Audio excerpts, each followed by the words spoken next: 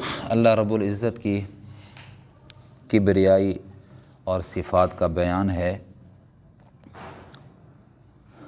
اور پھر اللہ رب العزت نے انسانوں کے ساتھ جو احسان فرمایا اس کا تذکرہ بھی ہے۔ عالم الغیب والشہادہ، اللہ وہ ہے جو جاننے والا ہے پوشیدہ کو، والشہادہ اور حاضر کو، موجود کو، ظاہر کو اللہ جانتے ہیں۔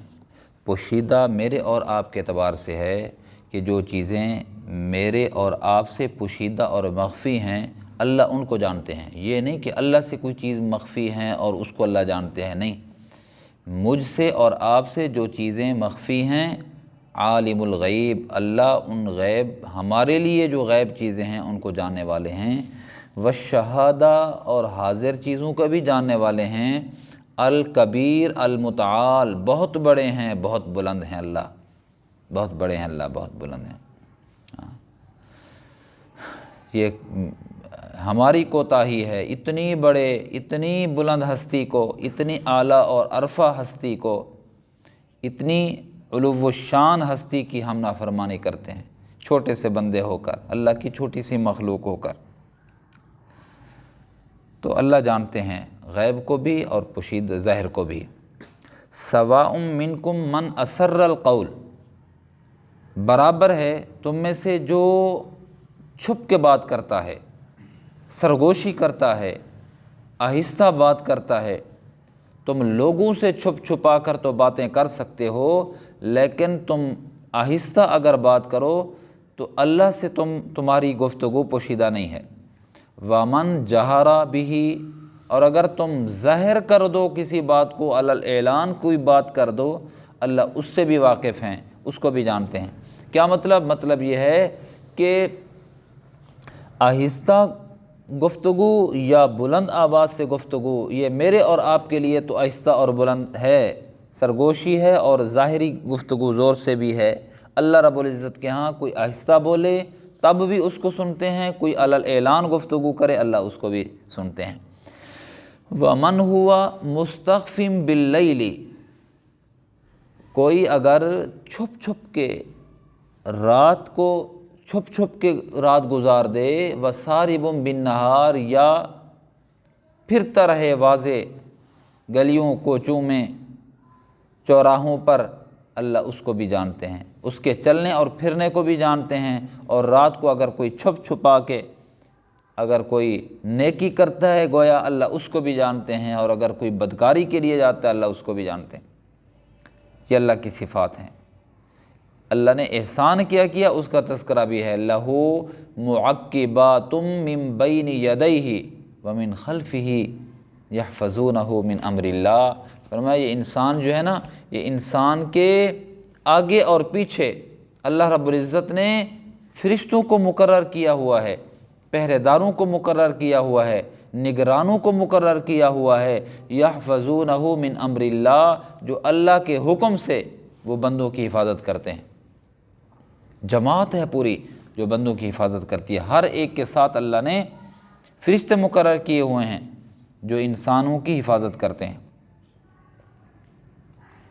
اور بعض حضرات یہ فرماتے ہیں کہ ہر انسان کے ساتھ جو چند فرشتے ہیں ان کی ڈیوٹیاں ہیں، کچھ رات کو انسان کی حفاظت کرتے ہیں، کچھ دن کو حفاظت کرتے ہیں۔ جو رات کو حفاظت کرتے ہیں وہ صبح کے وقت ان کی جو ہے ڈیوٹی تبدیل ہوتی ہے، وہ آنے والے کو چار سنبھال دیتے ہیں۔ اور جو دن کو انسان کی حفاظت پہ مامور ہوتے ہیں، عصر کے وقت ان کی ڈیوٹی کا وقت ختم ہوتا ہے، رات کو آنے والے فرشتوں کو چار سنبھال دیتے ہیں کہ اس بندے کی حفاظت کرنی ہے۔ ہاں، اور بندوں کی حفاظت کرتے ہیں۔ تبھی تو ایسا ہے، اگر بندوں کی حفاظت نہ ہو تو بلائیں اور مصیبتیں انسان کو کھا جائیں۔ رہی یہ بات کہ پھر انسان کا ایکسیڈنٹ کیوں ہو جاتا ہے، انسان کی آنکھ کیوں ضائع ہو جاتی ہے، انسان فالج زدہ کیوں ہو جاتا ہے، انسان کو فلاں تکلیف کیوں ہو جاتی ہے، اگر فرشتے مقرر ہیں تو ایک ہے اللہ رب العزت نے انسان کی حفاظت کے لیے کچھ پہرے داروں کو مقرر کیا ہے، جس ہستی نے یعنی اللہ نے جس ہستی نے حفاظت کے لیے پہرے داروں کو مقرر کیا ہے، اسی ہستی کے حکم سے انسان کا ایکسیڈنٹ بھی ہو جاتا ہے، انسان تکلیف میں بھی آ جاتا ہے، انسان کو آنکھ بھی ضائع ہو جاتی ہے، انسان کا وجود بھی ضائع ہو جاتا ہے، بعض دفعہ انسان کا کام بھی تمام ہو جاتا ہے، وہ موت بھی اس کو واقع ہو جاتی ہے۔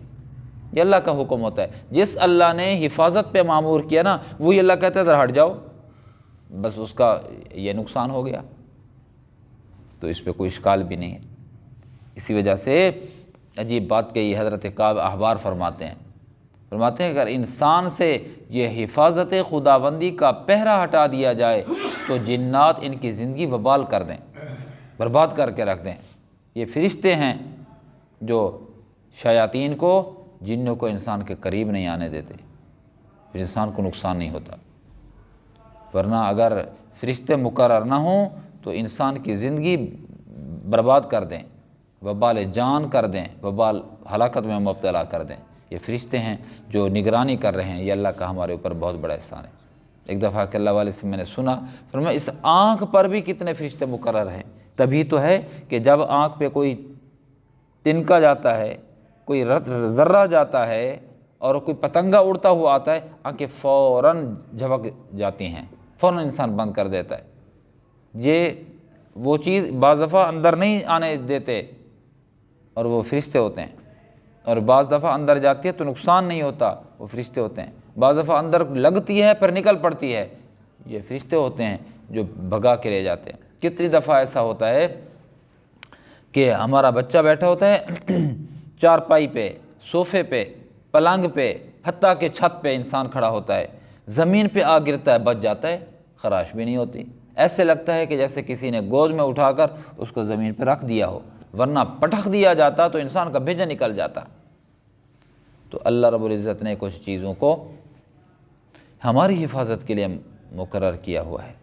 تو اللہ رب العزت اتنی صفات والے، جو غیب و ظاہر کو جاننے والے ہیں، جو اللہ رب العزت بلند ہیں اور عظیم الشان ہیں، بڑے ہیں، اور وہ ہماری چھپی باتوں کو، ہماری ظاہری باتوں کو بھی سنتے ہیں۔ اتنی بڑے ہستی اور اتنا بڑا محسن کہ جس نے ہماری نگرانی کے لیے گارڈ مقرر کیے ہوئے ہیں فرشتوں کو، اس کی نافرمانی ہمیں زیب نہیں دیتی کہ ہم اللہ کی نافرمانی کریں، اللہ کے فرما بردار بن جائیں، اللہ کے فرما بردار۔ اتنی بڑا محسن، اس کی نافرمانی کریں، انسان کو زیب نہیں دیتا اللہ کی نافرمانی کرنا۔ اللہ مجھے آپ کو فرما برداری والی زندگی گزارنے کی توفیق نصیب فرمائے۔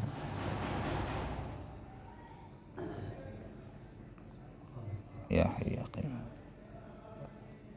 برحمتک یا ارحم الراحمین۔